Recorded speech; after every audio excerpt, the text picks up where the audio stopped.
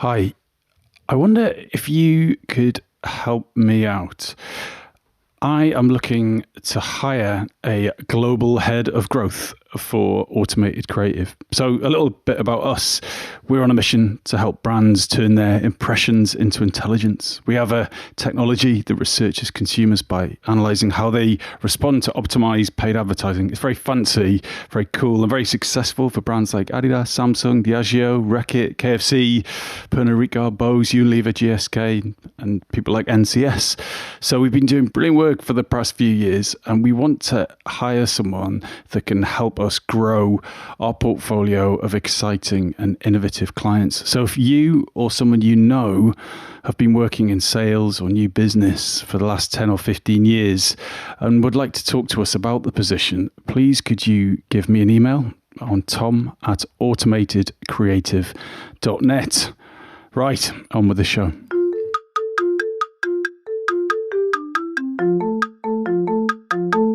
Hello and welcome to the Shiny New Object podcast. My name is Tom Ollerton. I'm the founder of Automated Creative, and this is a podcast about the future of marketing. Every week or so, I have the pleasure and the privilege of interviewing our industry's leaders, and this week is no different. I'm on a call with Falak Jalil, who is Regional Portfolio MENA at Nestlé. Falak, thank you so much for joining us. There's going to be some people listening to this who don't know who you are or what you do. Could you give them an overview of your career to date and what you do now? Hi, Tom. Thanks for having me. Very well, good pronunciation of my name. Hi, I'm Falak. I have over 12 years of brands, customer marketing, and innovation management experience across Nestlé, Unilever, and Reckitt. I've worked across multiple geographies on both brand building and brand development on billion-dollar brands, and I've had the privilege of launching a brand from scratch. I'm sorry, that sounded like an introduction in an interview. But this is an interview. I would be happy to discuss more. This is very much an interview. I didn't mention that. So I started my career at Unilever, spent around 7 years there building brands. And I had the very unique opportunity of launching a brand from scratch there in the ice cream category. Which one was that? I moved to Dubai and I moved to Reckitt Benckiser. It's a local artisanal ice cream brand called Badami. Badami basically is an Urdu word. It translates into almondy, very roughly speaking. And it was an artisanal ice cream kulfi brand that we launched in Unilever. And we worked on everything from the packaging to the product architecture, the range architecture, the brand key, the communication strategy. So it was a very, very unique and exciting experience. Right. So that is a varied career for some of the biggest organizations in marketing. That's fantastic. So if someone wanted to try and replicate your career, but they were a mere student at this point, recently graduated, what advice would you give to them? I think the first piece of advice I would tell them was, you need to go through the grind. In my native language, Urdu, we call it ragda, which really means that you have to go through the motions of being rubbed against something. And what it really means is unpaid internships, long hours, menial work. It's all tantamount to learning the ropes in a practical setting. And when you know a system from ground up, you can manage it better when you're in charge. So that's the first thing I would say to them. The second thing I would say to them is there's no such thing as a stupid question. And I think this is applicable for any industry really, but it's especially true for someone who wants to understand the vagaries of a consumer's mind and how we arrive at the conclusions we do when marketing to them. I don't think marketing is a science or an art, but there is a lot of intuition at times. This intuition is built on years of experience and knowledge. And I really don't think anyone is born a marketeer. You have to learn. And you do that by asking questions. Another thing that I can think of is think big, always. Don't be limited by your budget or the resources. The money will come provided the ideas are there. And I think so how do you deal with learning new stuff? So sometimes, as you say, you got to go through the grind, get rubbed up against things, you got to learn the ropes, so that when you're managing, that you've done that before. How do you manage people who are doing things that you've not done before, whether that's a new platform or a new channel or a new trend, where you don't have the time to, download TikTok and look at 1 billion TikToks before you understand what it is and get that muscle memory? How do you manage something that you've never had to manage? I think, especially in terms of new media or new trends, I think this is where your agencies come into play. You really need to treat your agencies like partners. I really believe that they are what, bring about the multiplier effect. The other thing is also, you need to trust the expertise of anyone who's bringing forth something, whether it's in procurement and supply chain, or it's in media and especially in today's world of social media, there's just so many things coming up. You need to trust the experts and you need to let them teach you also. So, are you a reader of marketing books? Do you plow through volumes and volumes, or do you have a few books that you keep on going back to? And if so, which would you recommend that students or any of us should be reading? So I do love to read a lot. Nowadays, I've noticed that it's become more of management. But back when I was going through the grind, I loved reading a lot of marketing books. And I think one book that I recommend to everybody I know is The Tipping Point by Malcolm Gladwell. The tipping point is what he describes as the point of critical mass or the boiling point. And he's talked about various cases. There's Hush Puppies and Sesame Street in the book, where ideas, products, and behaviors basically spread like viruses do. And I think it's become more relevant in today's world with the mass proliferation of social media. So this is something that I do still recommend everyone to read. And if I can tell you a little bit about it. So how does a social epidemic take place? You'd ask. There are 3 laws, or rather 3 agents of change for the law of epidemics to come into motion.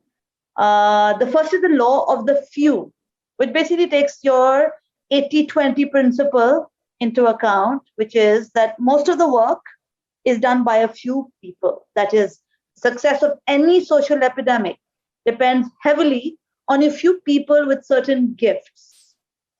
These people are connectors, they're mavens, and salesmen.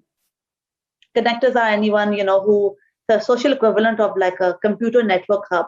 We all know them, the people with 1,500 friends on Facebook or LinkedIn. Mavens are information specialists. These are people, in today's world, it's kind of like the influencers.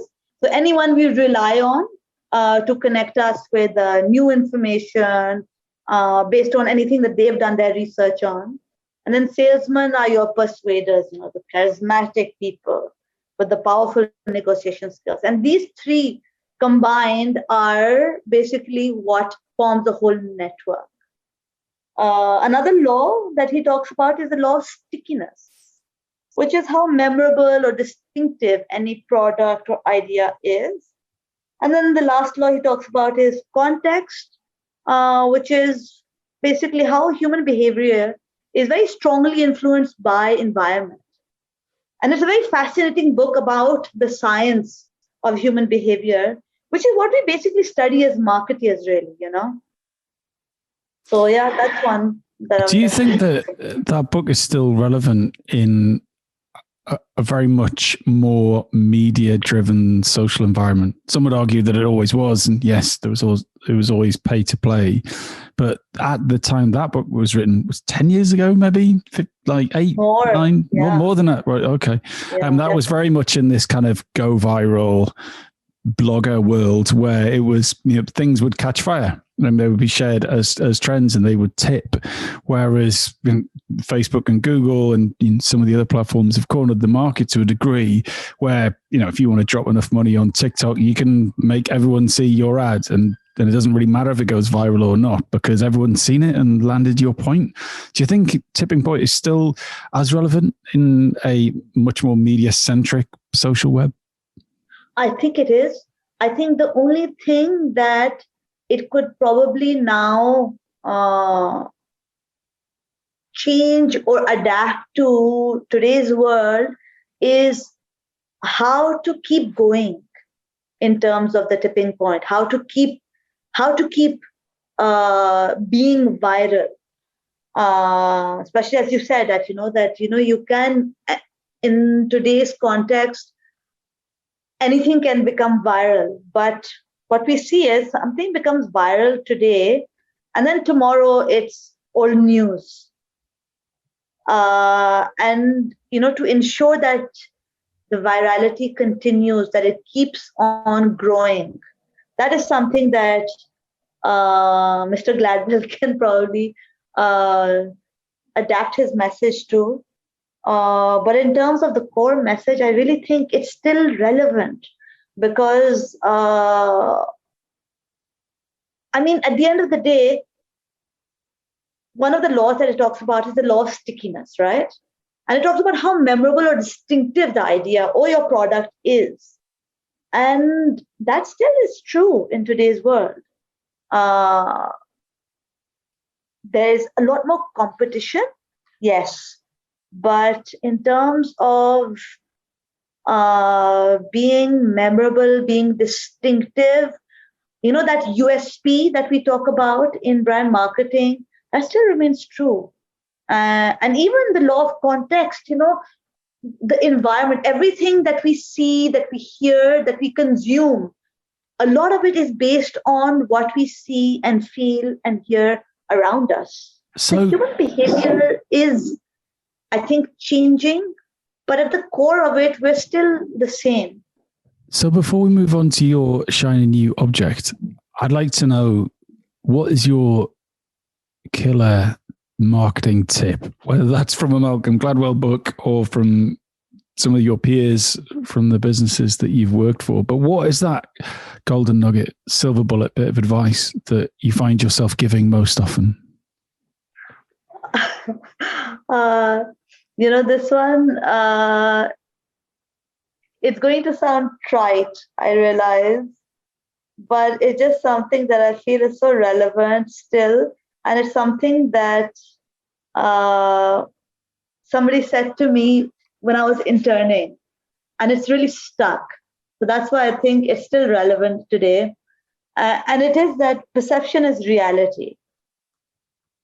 And I think more than marketing, it's a great lesson in personal marketing. And it basically tells you that your behavior and its results matter more than your intentions. But what it really does, it reminds you that people don't have time to make a well-informed opinion of you. Their minds will make a schema of whatever data is thrown at them, because as humans, we all love shortcuts.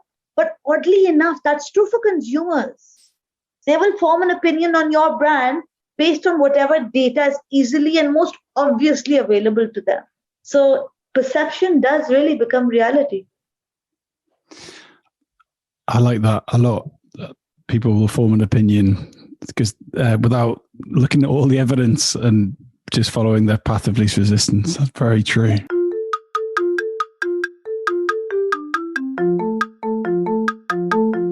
Today's episode is brought to you by Media for All, which was set up to help encourage more Black, Asian, and other ethnic talent into media, and to provide a support and mentoring network to ensure talent flourishes in the media industry that we all love. If you're looking for a mentor or would like to mentor young ethnic talent, check them out at mediaforall.org.uk, and it is all 100% free.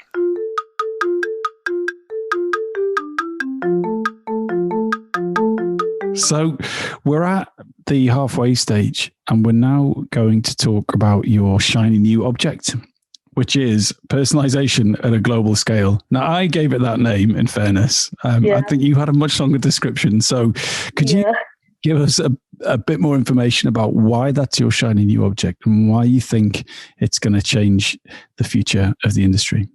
So basically, fundamentally, what my belief is that we need to move away from one universal brand key or a global consumer insight and move towards more personalization.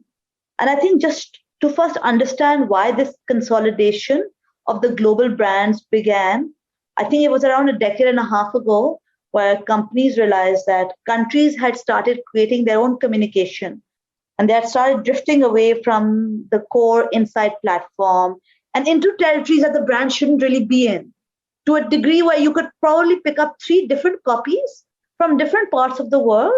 And other than the same brand name, the central message would have nothing in common. And I still do subscribe to the notion of a global brand. But now we've gone to the other end of the spectrum, where consumers cannot relate to the communication anymore. In Kantar did this ad reaction study called Getting Gender Right. It was 2019, I think. And we saw that 3/4 of consumers believe that the way they're portrayed in advertising is completely out of touch. And they saw that often women are over-targeted in categories like laundry and household products, and under-targeted in other areas like automotive. And ads featuring only women or featuring both genders equally tended to underperform. And really, these portrayals are rarely aspirational or authoritative for either gender. And this alarms me as a marketer, that 3/4 of consumers think that communication is completely out of touch, that it doesn't speak to them. I'll just give you an example of this problem from my category, breakfast cereal. Now, it's a universally known fact that moms want their kids to have a good breakfast before they go to school. I say fact, not insight, because there's nothing unique about this behavior. Now comes the tricky part. What constitutes a good breakfast? This differs depending on the area that you're coming from. So for moms in North America, even the UK, a breakfast cereal high in fiber and whole grain does the trick. So we're covered there. However, in Southeast Asia, they give rice in the morning meal. You start moving west, you'll get a plethora of different options, from egg and paratha in South Asia to fool and hummus in the Middle East, tea and biscuits in Egypt, bread and olive oil in Morocco. Can you really have one global communication catering to all these needs? I have to say, though, it's 1:30 when we record this, and you're making me really hungry. But anyway, all of that sounds really good right now. Sorry, carry on. So, yes, of course, there's different cultural needs, different beliefs, different behaviors, and the global tone of voice obviously the global position or the global campaign platform even won't cover all of this off. But I just want to go back to kind of where you started on that point. And I remember when I started at We Are Social many years ago, it was all this like, how do we do global versus local? It was just this kind of huge thing. But one thing I still struggle to understand is, why does it matter if a brand differs from market to market? Sure, there might be some confused jet setters as they fly around on business trips, but really, is it so damaging to a brand for it to represent different things in different markets? Are there that many people traveling that the brand gets dismantled if people have a slightly different view of a different market and a different brand in different markets, or am I missing the point? Honestly, I don't know, because this is one of the fundamental reasons why we move to global brands. And this is across most companies. You can take P&G, you can take Unilever, Nestlé. That is the fundamental reason why they started. Another reason was, to move to global communications in the case because of working and non-working media. I'm sure you've heard a lot of this, Tom. It's the bane of existence for most agencies. But that's the other reason why you wanted to move towards a global brand. So we can get our media dollars to work harder for us. Because if the majority of it is being spent on production, especially if we start producing multiple copies for multiple regions. It's an efficiency need as opposed to a protecting the brand need, right? So you get a better media deal. You don't duplicate production in multiple markets. But what you do when you save that money, you take a significant step away from the person that really matters, which is the consumer, right? Right. So what's the solution to that problem? How do you save money and yet stay close to the consumer? So, there was this one great solution that they thought of when I was working for Unilever.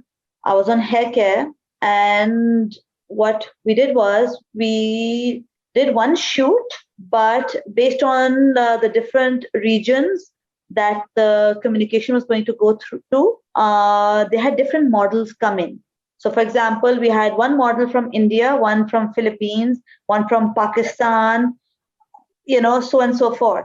So that one shoot was shot around 3 or 4 times, but this was in the case where the concept is the same.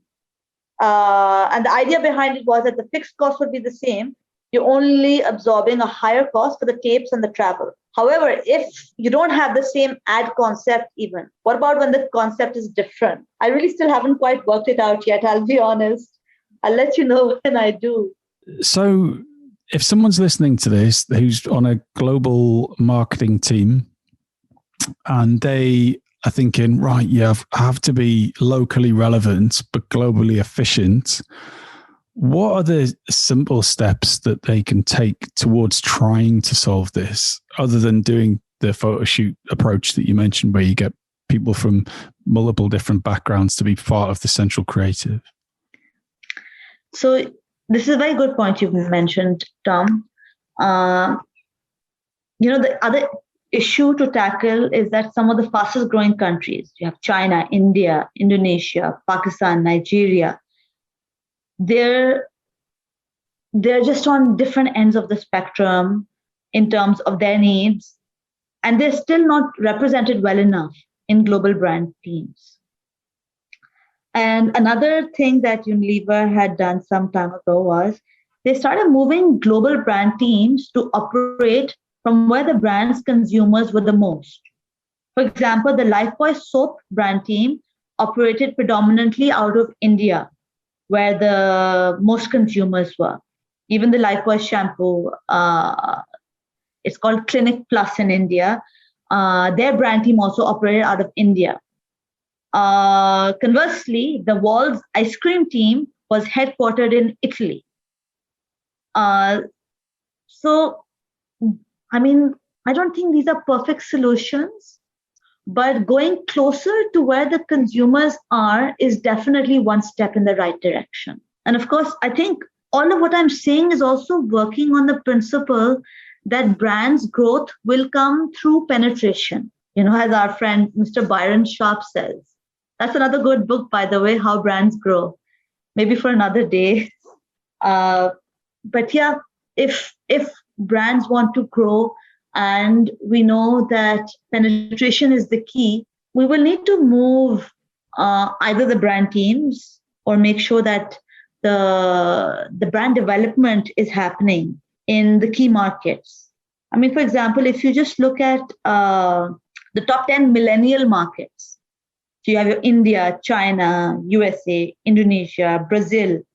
These are 5 of the biggest millennial markets where the most consumers are really going to emerge from.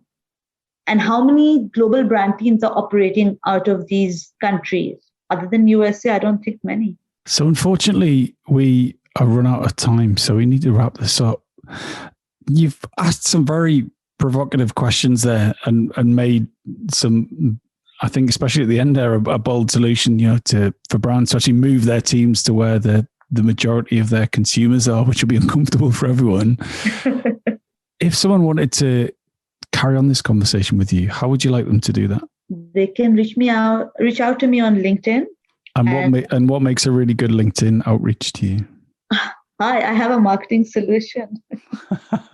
Isn't that every outreach? No, I'm joking. That's the worst one. because I get that a lot. I think just to say to me that let's talk about marketing. If that's your subject, I promise you, I will respond. Brilliant. That's really good advice. Falak, we have to leave it there. Thank you so much. Thank you for having me, Tom. It was very interesting to discuss with you, and I had a really good time also.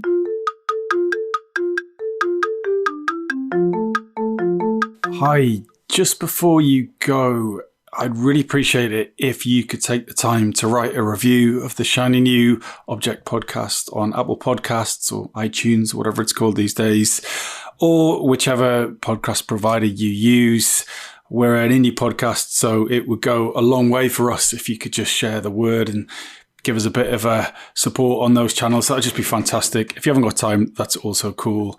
And yeah, if you could tell your colleagues about the podcast, and also, if possible, don't forget to subscribe.